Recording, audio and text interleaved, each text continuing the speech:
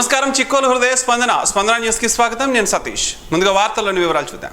అరసవల్లి ప్రత్యక్ష దైవం శ్రీ సూర్యనారాయణ స్వామి వారిని దర్శించుకునేందుకు దూరభారాల నుంచి భక్తులు ఈ రోజు తరలివచ్చారు.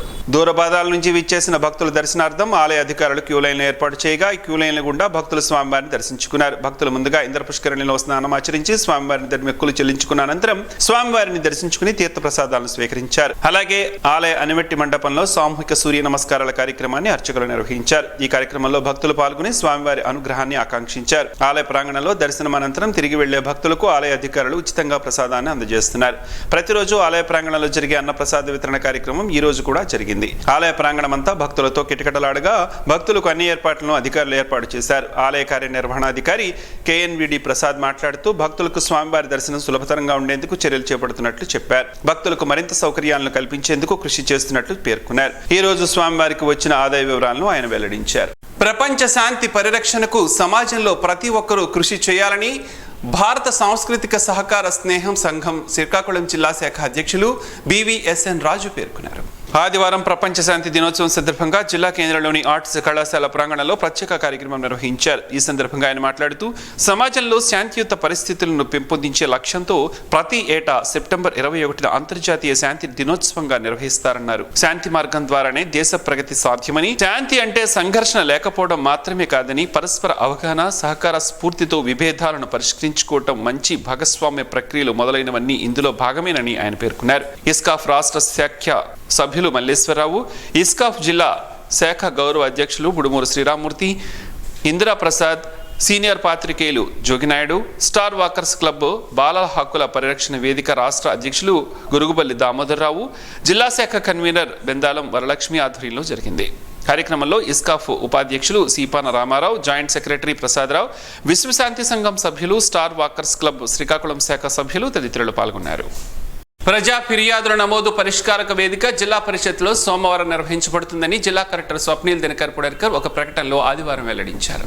అర్జీదారులు వారి అర్జీలను నమోదు చేసుకోవడానికి మీకోసం.gov.in అనే వెబ్సైట్లో వారి అర్జీలను నమోదు చేసుకోవచ్చునని ఆ ప్రకటనలో పేర్కొన్నారు.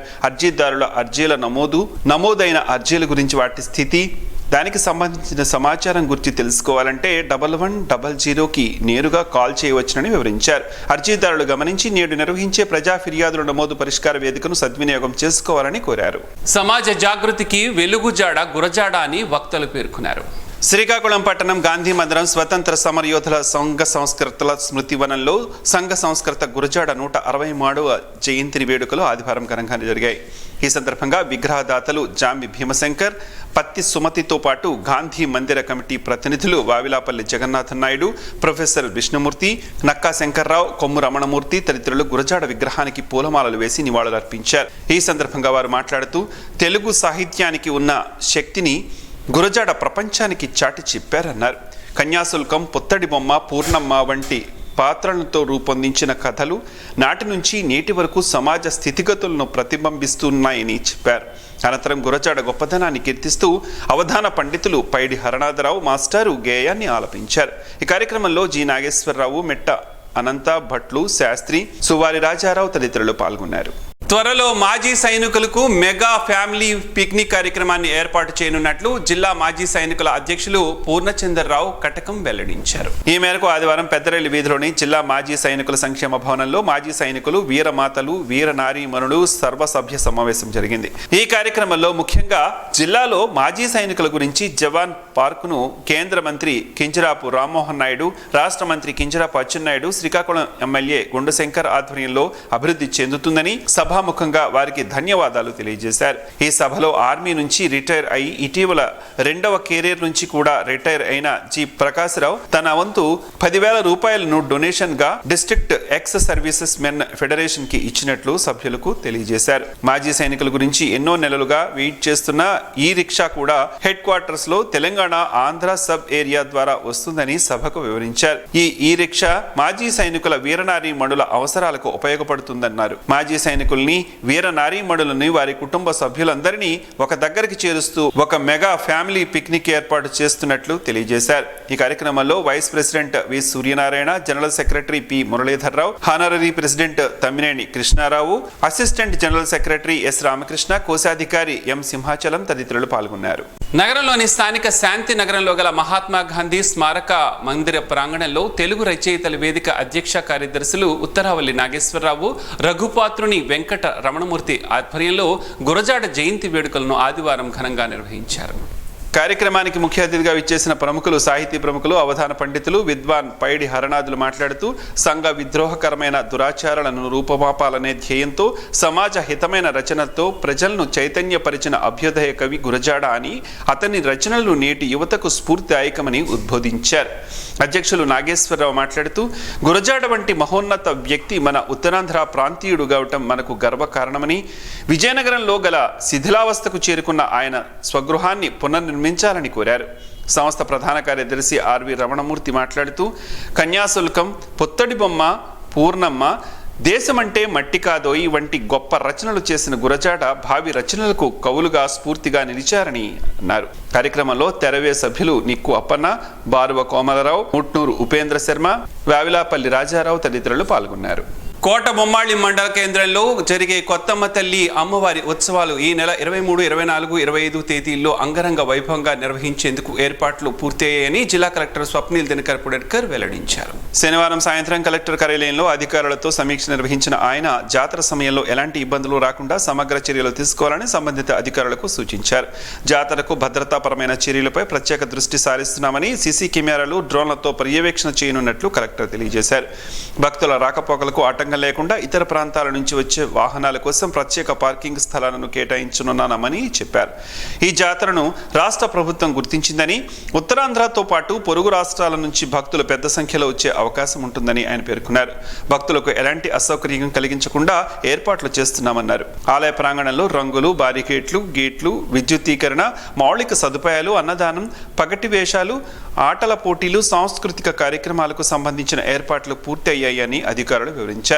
ఉచిత దర్శనం కోసం ప్రత్యేక క్యూ లైన్లు, నాణ్యమైన ప్రసాదం, ప్రత్యేక దర్శనం టికెట్లు, 20 రూపాయల టికెట్లపై కలెక్టర్ పలు సూచనలు జారీ చేశారు. జాతర సందర్భంగా కొత్తపేట నుంచి కోటబొమ్మాళి వరకు రహదారికి ఇరువైపులా జంగిల్ క్లియరెన్స్, సెంటర్ డివైడర్ అలంకరణ, విద్యుత్ దీపాలు అమర్చినట్లు తెలిపారు. భక్తుల సౌకర్యార్థం బయో టాయిలెట్లు, ఆర్టీసీ బస్సులు, వైద్య శిబిరాలు, అన్నదానం, మజ్జిగ పంపిణీ, శోభాయాత్ర వంటి కార్యక్రమాలపై అధికారులతో కలెక్టర్ సమీక్షించారు. సమావేశంలో ఆయా శాఖల ఉన్నతాధికారులు హాజరయ్యారు. YCP state social media joint సెక్రటరీగా బొడ్డేపల్లి వెంకట సత్యాన్ని పార్టీ అధిష్టానం నియమించింది. ఈ సందర్భంగా బొడ్డేపల్లి వెంకట సత్యం స్పందిస్తూ తనపై అభిమానం ఉంచి సోషల్ మీడియా స్టేట్ సెక్రటరీగా బాధ్యతలు అప్పగించడం చాలా ఆనందంగా ఉందని, తనలో మరింత బాధ్యత పెంచిందని ఒక ప్రకటనలో సత్యం తెలిపారు. తనకు ఈ పదవి ఇచ్చిన పార్టీ అధినేత మాజీ ముఖ్యమంత్రి వైఎస్ జగన్మోహన్ రెడ్డికి, అలాగే ఈ పదవికి అర్హుడని సిఫార్సులు చేసిన స్థానిక నాయకత్వం, మాజీ స్పీకర్ తమ్మినేని సీతారాం, నియోజకవర్గ సమన్వయకర్త చింతాడ రవికుమార్, ఆముదాలవలస మాజీ municipal floor leader, YSRCP state joint secretary Boddepalli Ramesh Naidu, Burja మండల నాయకులకు, సహచర సర్పంచులకు ప్రతి ఒక్కరికి ఆయన కృతజ్ఞతలు తెలియజేశారు. ఈ నెల 18వ తేదీన అసెంబ్లీలో ప్రశ్నోత్తరాల సమయంలో శ్రీకాకుళం శాసనసభ్యులు గుండు శంకర్ 37 టీఈ డిస్ట్రిబ్యూటరీ శివారులో ఉన్న 11 గ్రామాలకు సాగునీరు అందించాలని, అలాగే డిపార్ట్మెంట్ వద్ద సాంకేతికంగా పెండింగ్లో ఉన్న పాత కాంట్రాక్టు రద్దు చేసి అంశంలో భాగంగా సుముటోగా ఈఓటీని సదరు కాంట్రాక్ట్ ఏజెన్సీకి ఇవ్వవలసిందిగా సంబంధిత మంత్రిని కోరగా అధికారులు సుముటో ఈఓటీని వెనువెంటనే జారీ చేశారు. పాత కాంట్రాక్టును రద్దు చేసి 37 టీఈ కాలువకు సాగునీటి కష్టాలను తొలగించడానికి పూనుకుని ఎంతో చొరవ తీసుకున్న శ్రీకాకుళం శాసనసభ్యులకు గారమండలం జల్లపేట నుంచి ఆముదాలపాడు వరకు ఉన్న శివారు రైతాంగం కృతజ్ఞతలు తెలియజేశారు. సంఘ సంస్కరణల కోసం కృషి చేసిన మానవతావాది గురజాడ అని గురజాడ విద్యా సంస్థల అధినేత జీవి స్వామినాయుడు పేర్కొన్నారు. విద్యా సంస్థల ప్రాంగణంలోని గురజాడ విగ్రహంకు ఈ రోజు పూలమాలలు వేసి ఘననివాళులు అర్పించారు. ఈ సందర్భంగా ఆయన మాట్లాడుతూ గురజాడ రచనలు విద్యార్థులు తప్పనిసరిగా చదవాలని సూచించారు. మరో అతిథి స్వయంభూ వెంకటేశ్వర దేవస్థానం ధర్మకర్తల మండలి సభ్యులు దుంపల సన్యాసిరావు గురజాడ విద్యా సంస్థల ఆవిర్భావం గురించి వివరించారు. ఈ కార్యక్రమంలో గురజాడ విద్యా సంస్థల కరస్పాండెంట్ అంబటి రంగారావు, కళాశాల principal KVV Satyanarayana, manager Mahesh, Mukundarao, Gauri Shankar తదితరులు పాల్గొన్నారు. ప్రత్యక్ష దైవం, ఆరోగ్య ప్రదాత శ్రీ సూర్యనారాయణ స్వామి వారిని ఈ రోజు ఉదయం జస్టిస్ సుబ్బారెడ్డి సత్తి దర్శించుకున్నారు. వారికి ఆలయ ప్రధాన అర్చకులు ఇప్పిలి శంకర శర్మ, ఆలయ కార్యనిర్వహణాధికారి KNVDV ప్రసాద్లు ఘనంగా స్వాగతం పలికారు. తదుపరి ఆలయ అర్చకులు వేద పండితులు వేద మంత్రాలతో ఆశీర్వదించారు. ఈ సందర్భంగా వారికి శ్రీ స్వామివారి ప్రసాదాలను చిత్రపటాన్ని అందజేశారు.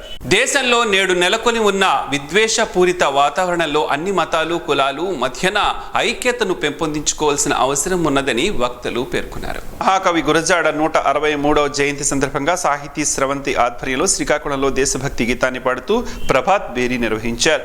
డే అండ్ నైట్ జంక్షన్ దగ్గర ప్రారంభమైన RTC complex, Ambedkar junction, Kodi Rammurthy stadium మీదుగా ఆర్ట్స్ కాలేజీ గ్రౌండ్ వరకు ర్యాలీ నిర్వహించారు. అనంతరం జరిగిన సభలో కథా రచయిత అట్టాడ అప్పలనాయుడు, సాహితీ స్రవంతి కన్వీనర్ కేతవరపు శ్రీనివాసులు మాట్లాడుతూ సమాజ అభివృద్ధికి, సామరస్యానికి, ఉపాధికి, సమతుల్యమైన సామాజిక అభ్యుదయానికి బాటలు వేసిన నవయుగ వైతాళకుడు మహాకవి గురజాడ అని కొనియాడారు. తెలుగువారు గర్వించదగ్గ ఈ గొప్ప కవిని జయంతిని పాలకుల విస్మరించడం శోచనీయమని అన్నారు. ఈ కార్యక్రమంలో జన విజ్ఞాన వేదిక నాయకులు గొంటి గిరిధర్, SFI నాయకురాలు P Pavitra, Badana Syamalarao, Kancharana Bhujangarao, doctor K Uday Kiran, Nettimi Ramana, P Divakar, Dasubabu పాల్గొన్నారు.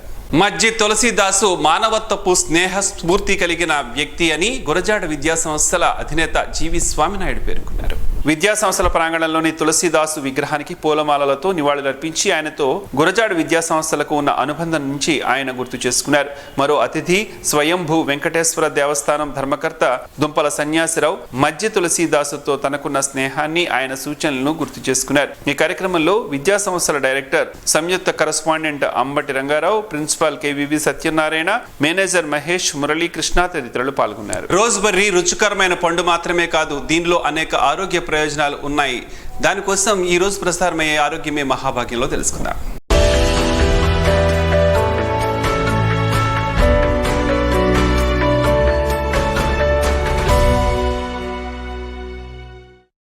రోజ్బెర్రీస్ యాంటీ ఆక్సిడెంట్లతో సమృద్ధంగా ఉంటాయి.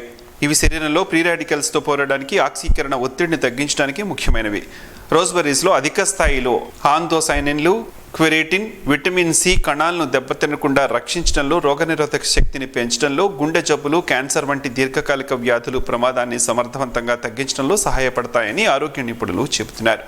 రోజ్బెర్రీస్ వినియోగం గుండె ఆరోగ్యానికి ప్రయోజనకరంగా ఉంటుందని, రోజ్బెర్రీస్లో ఫ్లవనాయిడ్స్, పాలిఫెనాల్స్ ఉండటం రక్త ప్రసరణను మెరుగుపరచడానికి, వాపును తగ్గించడానికి, హృదయ సంబంధ సమస్యల ప్రమాదాన్ని తగ్గించడానికి సహాయపడుతుంది. బరువు తగ్గాలనుకునే వారికి రోజ్బెర్రీస్ బెస్ట్ చాయిస్ అవుతుంది. వీటిలో క్యాలరీలు తక్కువగా, ఫైబర్ అధికంగా ఉంటుంది. వీటిని తినడం వల్ల ఆకలిగా అనిపించదు. రోజ్బెర్రీస్ తక్కువ గ్లైసెమిక్ ఇండెక్స్ కలిగి ఉంటుంది. అంటే వాటిని తినడం వల్ల రక్తంలో చక్కెర స్థాయిలు స్థిరంగా ఉంటాయి. రోజ్బెర్రీస్లో ఉండే ఫైబర్ కంటెంట్ రక్తంలోని చక్కెర శోషణను నెమ్మదింప చేయడానికి సహాయపడుతుంది. రోజ్బెర్రీస్ కనిపించే యాంటీ ఆక్సిడెంట్, యాంటీ ఇన్ఫ్లమేటరీ లక్షణాలు మెదడు ఆరోగ్యం, అభిజ్ఞాన పనితీరుకు కూడా సహాయపడతాయి. ఈ సమ్మేళనాలు న్యూరో డిజేటర్ వ్యాధుల నుంచి రక్షించడంలో సహాయపడతాయి. రోజ్బెర్రీస్ క్రమం తప్పకుండా తీసుకోవడం వల్ల జ్ఞాపక శక్తి, దృష్టి, అలాగే మెదడు ఆరోగ్యం మెరుగుపడుతుంది. రోజ్బెర్రీస్లో ఉండే యాంటీ ఆక్సిడెంట్లు, విటమిన్లు, ఖనిజాలు చర్మానికి మేలు చేస్తాయి. విటమిన్ C కొల్లాజెన్ ఉత్పత్తికి సహాయపడుతుంది. చర్మ స్థితి స్థాపకత, యవ్వనాన్ని దోహదం చేస్తుంది. అదనంగా యాంటీ ఆక్సిడెంట్లు చర్మాన్ని ఫ్రీ రాడికల్స్ వల్ల కలిగే నష్టం నుంచి రక్షించడంలో సహాయపడతాయి. చర్మం ముడతలు, మచ్చలు వంటి వృద్ధాప్య సంకేతాలను తగ్గించడంలో సహాయపడతాయి.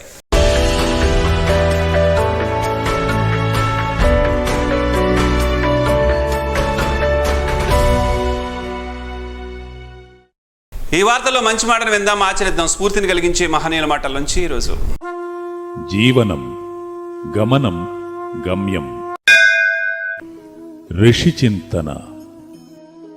5 సంవత్సరాలకు ఒకసారి నమ్మించువాడు రాజకీయ నాయకుడు, జీవితకాలం నమ్మించువాడు గురువు, తరతరాలు నమ్మించువాడు దేవుడు, ఏదీ నమ్మనివాడు పరమాత్మ సత్యమును మాత్రమే విశ్వసించి అనుభవం చెందువాడు ఋషి. బాధలు శత్రువులను ఏకం చేస్తాయి, కష్టాలు మనుషులను ఐక్యం చేస్తాయి. ఓం శ్రీ గాయత్ర్యై నమః. ఈ వార్తలు ఇంతటితో సమాప్తం. చూస్తూనే ఉండండి స్పందన న్యూస్, మీ మాటే మా బాట. స్పందన టీవీ ప్రేక్షకుల కోసం స్పందన న్యూస్ యూట్యూబ్లో అందుబాటులో ఉంచడమైంది. STV స్పేస్ స్పందన అని టైప్ చేసి మీకు అనుకూలమైన సమయాల్లో న్యూస్ని వీక్షించవచ్చు.